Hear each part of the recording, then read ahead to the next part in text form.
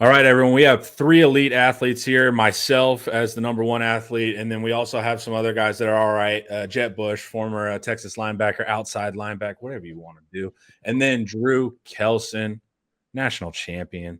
We're going to do the defensive film study, guys. And this one's interesting. We're not just picking great plays from Texas defense. We're taking a coaching mindset on this one, and we're going to actually show you some plays we didn't do well in, because trust me, we're going to need this defense this year. All righty, guys. Go over to InsideTexas.com.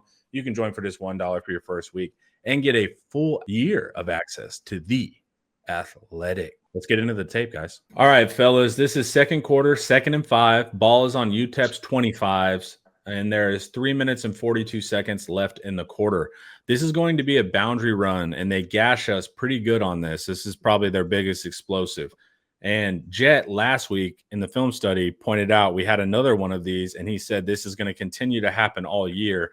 And as psychic as he is, it's actually because he understands the scheme, and this is a weakness of this cover 3. And sure enough, the next week we see their most explosive. So let's just run the play through so people can get their bearings first. So they're in quads. They motion the back in. They're able to get a block on the corner and McDonald. The back is able to make a run. Taff is going to miss here, and we get backside pursuit. Big run for UTEP here. And now we need to figure out with our forensic experts why that occurred. Jed has the most recent knowledge because he was in this scheme. But first things first, Drew, what are you thinking here, just linebacker brain? What happened, brother?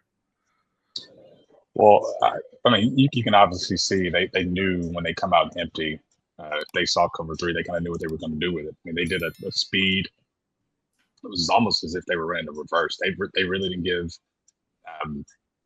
Ty Anthony Smith really any time to get back in the box and diagnose. And so I think moving as quickly as they did was where not only they had numbers, but they had an edge.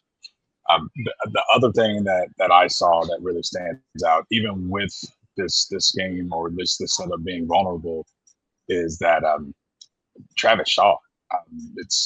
They did a zone blocking scheme, just naturally based on his alignment. A gap should be his natural, at least responsibility. But not only but he gets reached. So he lets this center get to the other side of his face. But it's not just that he let the center get to the other side of his face. It was almost as if he was working in a 2-gap mentality. Like he actually threw the center in his gap. So it's just, he was correctly leveraged. If he would have kept his outside arm free, he could have at least been in position to put a hand on the back and give some time for maybe some more help to come. Because he definitely, I mean, he definitely plays with sufficient leverage, but maybe that back, ducking his head in there made him want a 2-gap, and that was enough to just free that open. So, but what you want to see there from Travis Shaw is he maintains his outside arm free, and with Ty Anthony coming backside, he gambled, and he lost on that. So he still fit it right, but it's just based on the depth of the running back. Sometimes you do want to preserve the right to just not get lost in that stuff. So. And what occurs on the outside here with Jalen and Jelani? It looks like the receiver blocks Jelani, and then we get a big boy on Jalen Gilbo too.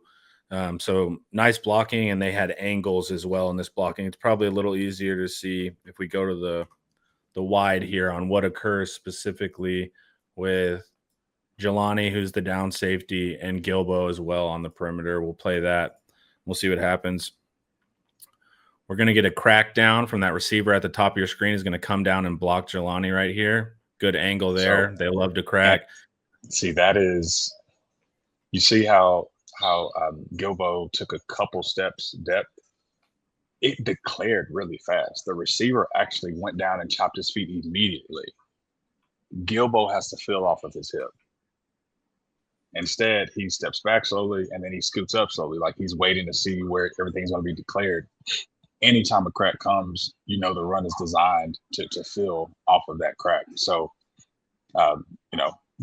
Jet, of course, I brought this up earlier, but it's, he has to feel that a little bit sooner, just to provide that leverage. I mean, he fits it correctly, but just more assertiveness on recognition and feeling that to leverage that a little bit deeper, not necessarily in the backfield, but just far sooner than he does, 5 yards down the field. Perfect. All right, Jet. Nostradamus predicted this last week. Why did you make this prediction, Jet? And it seems like you still have some trauma from that 5-7 season where y'all were getting ran all over, dude. Yeah. What happened? Apparently, this has been a theme that you've noticed. So, what does that even mean? How does the scheme tend to allow this? Give us the 1,000-foot view so we don't get too jargony. But why did you know this was going to be a thing? Well, as you can see, we're in cover 3 zone, which means we're gonna have that crack block from the X or out there, or the tight receiver. That's leverage for him to get a good crack block. And because we have personnel, like everybody did everything right. Like they filled their gaps. Could they have done it faster? Could have Anthony Smith pulled trigger just a hair faster and made the TFL? Absolutely. Could Jalen Gilbo crack replace a little bit faster? Absolutely. Could Jelani see the crack coming from that cut split? Absolutely. These are all things that they're telling you that are going to happen before the ball snapped with that stance. And essentially, you could see you could use a little more urgency because it does happen so fast. The ball snapped basically while he's in motion. So it is tough for sure on the linebackers, but I'm going to break it down from their perspective. Obviously, Trey, he's taught to just stand there and take away the pass, and he's going to be late to the run. And that basically takes the end out of the game because he didn't give him, I guess by the way we're playing it, the end is going to surf and then try to crash late rather than just chase the tailback. He's obviously on the quarterback. So that's, it is what it is. And then so that allows Anthony Smith to come and shoot the gap. He's just a hair maybe behind, could pull it.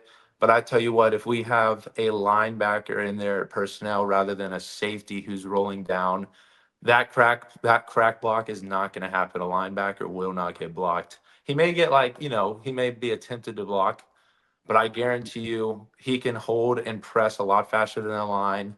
It's not the same matchup. It's a bigger body on a smaller body for a linebacker. They like that matchup, a DB on a wide receiver. They practice that probably every day. Every team does. And so they like this matchup. They like small on small. We're going to come after you. And then by the time Gilbo does realize that they already have a big guy pulling up to Gilbo. So they definitely like that matchup. So that is the problem in terms of rolling down your smaller guys to fit the boundary and then kind of moving everybody to respect the pass game to the field. You get the numbers you like and the bodies you like on certain type of personnel.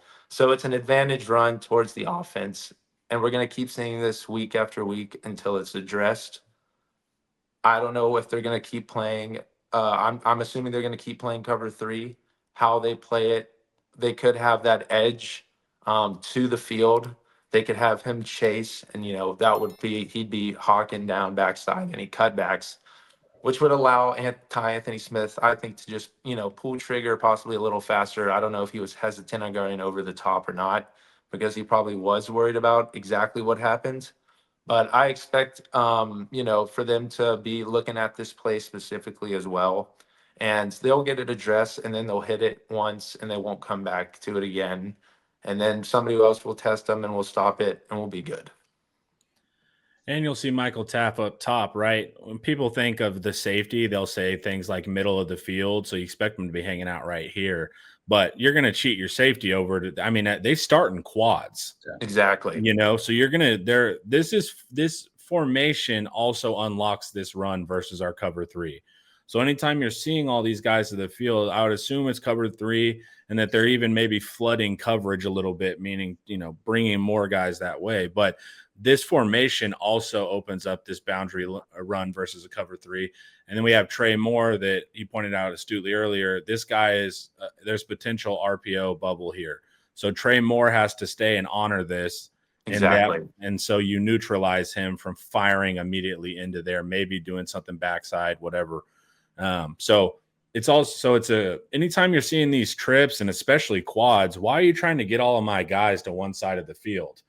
And that's what they're doing here. So pay attention to this going forward. When you see these kind of looks, there's little hints, like Jet says, this guy's at a cut split. So he's either running an over or he's going to block right there. So there's little hints here. And when you're watching the game next week, if they get into something like this and they're forcing all these guys to the field, why are they doing that? Because they have easy numbers to the boundary. They've seen that be successful against us. And so you'll continue to see it. All right, let's hit the next clip, guys. Are you ready to love your kitchen and bathroom again? Luxe Kitchen and Bath will bring that to life. Luxe has been offering high-end kitchen and bathroom remodels for 3 generations throughout the greater Austin area. With 5-star review after 5-star review on Google and Facebook and an A+ rating from the Better Business Bureau, you can put your faith in Luxe Kitchen and Bath's award-winning designers and skilled craftspeople to bring your dream vision to life. But that's not all. Luxe's all-star team also provides full home remodels, large additions, and even commercial build-outs as well. So call Luxe Kitchen and Bath at 833-358-LUXE today, or visit luxekitchenbath.com to discover where quality meets luxury and begin the process of transforming your home. Get your free quote today by calling 833-358-LUXE. That's LUXE, or by visiting luxekitchenbath.com. Contact info is in the description. This is going to be fourth quarter, 1st and 10. Ball's on UTEP's 25. We have 4 minutes and 36 seconds left in the quarter. Let's just run it through so we can get a good context for the viewers. We're looking for a seam route downfield. And Lance Jackson is going to be able to get the sack. So that's what happened on the play. Yeah, I mean, it's cover 3. They're showing the responsibilities here from the start. But what's interesting about this is the depth of the safety on this that's playing down. Who's it there? Yeah, right there. Because of the route. Now, pre-snap, you don't know what route you're going to get here, but look at how they're into the boundary. When you have 2 receivers into the boundary, one outside the numbers, one just inside the numbers, they can run a smash route, but you got to be alert to those benders. So the key thing that stands out to me on this, and this is something I wish I would have learned much sooner in my career, is you anticipating those benders and being able to bait them into it. You want them to throw that ball. You want this ball. So they don't get it here, but that throw is there. But they also, the opportunity to bait them into it is there. Why is it there schematically? What is it about the seams in cover 3 that you have to be aware of? It really comes down to, are you coaching your guys to fall to a landing spot? Or are you coaching them to play the actual routes that are being run? Because right now, everyone has their eyes on the quarterback, but there's no feel for where the receivers are. And so you have to make that throw much tougher. So it's not so much the idea that that the coverage is vulnerable in this way. It's how can you coach the players in a way to where they know where it's vulnerable, and then they can bait the quarterback into making those throws. Because there's no other routes. There's nothing else to cover. There's nothing else for you to cover. So when that guy's running that route, you have to anticipate it's bending back and try to clout that window and elevate that throw and give the safety some time to get over in case they do make it. Jet, what are your things here with kind of this spot drop version versus playing the what is taught? Well, I don't know. They got new coaches there, so I don't really know what's being taught. But I do know what I know, and I can tell you that. And I think, first of all, I think Tom Brady maybe fits it in this window. Maybe a short list of other people, Aaron Rodgers. I mean, ball's got to be thrown before this wide receiver is even looking, and the ball basically should be in the receiver's hands right now if he's actually going to fit it in there. And just the seams are just always available on cover three essentially, and it stressed the linebackers how much we got to carry the seams because it puts a lot of stress essentially on that single high safety if you run two seams at it. So Yeah. that's the math behind that and why that's effective. Doesn't really look like they're doing, um, two seams though high. It looks like they're just trying to hit the seam over that with that single kind of sit down maybe. I don't know if they're actually trying to, have this be anything with a yak. I think they're really trying to sit down in that zone and maybe peg it on him is how I would assume they are, unless they want their guy ending up in the hospital. That's probably pretty smart of them to teach because this guy's clearly triggering and he clearly sees the seam, so he's clearly taught well. And he sees nothing but red right now. I promise you that. And then I really want to bring it back to what I think was the most impressive was the rush. Yeah, let's go to Actually, the end zone real quick. um, 3-man pass but rush. good solid coverage. I mean, there's a way I think you said it best, Drew, that it's just what defense are we running and where are we vulnerable on this defense and where do we have to be hyper aware, essentially. But every defense has its holes. All right, let's go from here. All right, we're going to get Sharma at nose, Murad Watson at that 4-eye, and then Lance Jackson on your left at the 5 technique. And they do have a tight end here to try to handle this. Yeah, so I'm going to go ahead and break this down. The tight end, they maybe thought somebody would be blitzing. Nobody ends up coming. It ends up being a, drop 8 situation, rush 3. And the fact that we get a sack on this is it is so demoralizing to the offense, especially the offensive line, that we only have to rush 3 guys and we still get a sack. I don't think but you have to understand how this works. The interior and the edges are all doing their job so well and controlling the pocket that this quarterback essentially has no escape lane. And so he has no choice but to just get sacked. So I know 40 gets a sack and he does a great job and he runs right through that guy's face, throws him out the club, gets the sack. That's awesome. But it's also a team. Look, he's got nowhere to step up. Bang, team effort. Good job controlling the pocket and getting interior, pressure of pushing back and letting the pressure quarterback feel your presence and on the nose as well. And they get a penalty on this. This actually ends up being, I think, a face mask, which is. I'll take it. I love it. I was going to say, it doesn't matter. We're looking at this part, right? Yeah, we're looking at the rush right now. The face mask, we can work on that, and that's a fixable thing. But this is something that you should be excited about for sure. And I think that Jackson kid is a beast. Yeah, he's first rounder, man. Even in high school, he's a first rounder. I love it. Puts on film. Dude, he's a baller. And his brothers, it was Landon Jackson at Arkansas. So good pedigree family there. But good rush. And look, man, it's not about UTEP right now. When we face Mateer, Marcel Reed, these quarterbacks that will bail at as soon as they see light, you have to team rush. And this is what Michigan did wrong. Michigan was trying to get on the stat sheet and act like they didn't play with any other guys on the defensive line. This is good team defense. This stops quarterbacks from running all over you. So it's going to matter in the future as well. Is that correct, guys? Or am I just talking like a fan? No, 100%. Absolutely right. 80, I believe, percent of, or more actually. I'm pretty sure it's more. But it's 80% of pass rushes in the NFL come off of just strictly bull rush and power moves. Oh, that's cool. That's a fact. So all this chopping and woo woo on the hands and stuff, it's cool. Not as effective, but it's cool. You need to do what Lance Jackson does and says, "All right, I'm stronger than you." 100%. That's always the best way to go, is just through them. You literally take the tackle to his upfield shoulder. Yeah, and then just climb off and get the sack. Teach tape right there from Jackson. For sure. All right, let's hit the next and final clip we have pulled for you. All right, guys, we have fourth quarter. It is 2nd and 5. Ball's on UTEP's 45. We have 3 minutes-ish left in the game. Just to note, we have a lot of our second, maybe third string guys in right now, so it's not the A squad at this moment. But guess what? The standard's the standard, and also we're going to need you in reps anyway, so it doesn't matter where you're at. But just so people go to preempt the excuse of those aren't our starters. Okay, first things first, we're going to run it. I want you guys to pay attention so you know what you're looking at. We're getting a similar concept from last clip, just a quick in breaker. This guy's going to kind of chill out here.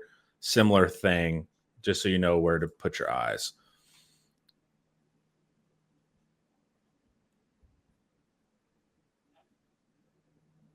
Catch right in the seams. Misses a tackle. They get some yak. Couple hours later, we're able to make the tackle out of bounds. So another explosive that we gave up late in the game. All right, Drew, first things first, what do you want to talk about on the wide?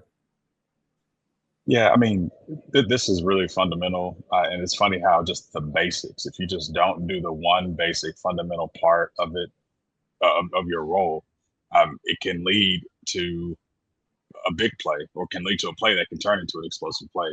And so in cover two, the one thing you're supposed to do is get your hands on that number two receiver. It's the same thing in cover three. You always want to have a guy getting the hands on that number two receiver because he is looking to bend. But that's where the vulnerability is. Unless they're running a corner or smash route, which the corner will have responsibility for that. You need to get your hands on it. You absolutely need to get your hands on him. It throws off the timing when you get your hands on him because he absolutely knew that's where he wanted to go with the ball. That ball, his hands are up. The quarterback knew exactly where he wanted to go. So I think the main thing here, when you're running these zone coverages, there are always going to be vulnerabilities, but you have to help out the defense by getting your hands on these receivers when they're running right down your face. So if I have to think about why he didn't get his hands, maybe he didn't want to come off that hash too far. And that usually is a rule that may be built in. And so you feel like, okay, if I don't come off this hash, I'm safe. But if you're going to widen out, you just might as well get hands on them. But then you want to make sure you get in depth. So is it because that's the one thing that opened this thing up? Are we worried about an RPO here because we have the back that can come this way and this backside window? So is he holding this backside window for any type of RPO, and that's why he's kind of stuck there? Any chance, guys? I mean, I wouldn't say so. I would not say so. You get a high hat from the offensive lineman. I mean, I know could be an RPO, but I mean, this says pass. Well, just think about the scenario of the game. I mean, we've got our it's like fourth quarter. I mean, all of the. It's past every play pretty much. Well, and that was really my concern with this play is, what are we going to be running late in games? And I know this is back, these are our backup guys. But what coverage is going to be our go-to coverages late in games? We know teams are going to try to press and push to move the ball down the field. Anything, Jed, on the wide that you like before we go to end zone? Yeah, I think everything's solid. I just think I don't know why they would not expect this. Like, I feel like they should just be all over it. So just be more aware, I guess, of the situation.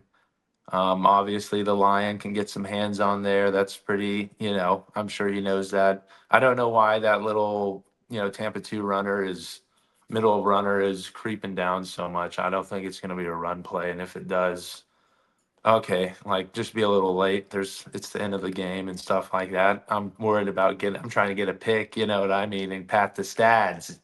So yeah, nothing crazy, but good. Good from up front. Like I said, love the penetration right there. Just kind of plays ball, says F it, I'm going to take the A gap, and does really good to affect the pass any way that he possibly can in that short of time. But I mean, just teach tape and learn from it. And let's shout out here. So this is Melvin Hills, guys, and he makes a good play. Hero Canoe, Zena, Lance Jackson, Ty Anthony Smith, Derek Williams, Jordan Johnson, Rubel, Foul. So only a few true starters out on the field at this moment. But let's watch number 55. Let's watch Melvin Hills. Even though this is a really fast throw and it's a timing throw, you'll see that Hills does get some good penetration here. Defensive line coaching has been really impressive with every guy looking pretty good.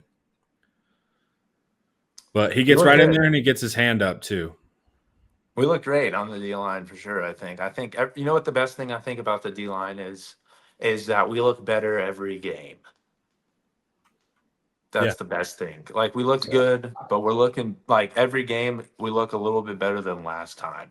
And I think we're moving at a rate and playing at a rate defensively that is, growing in chemistry like a lot faster than other teams. I will say that is the most positive thing I've seen over these few games.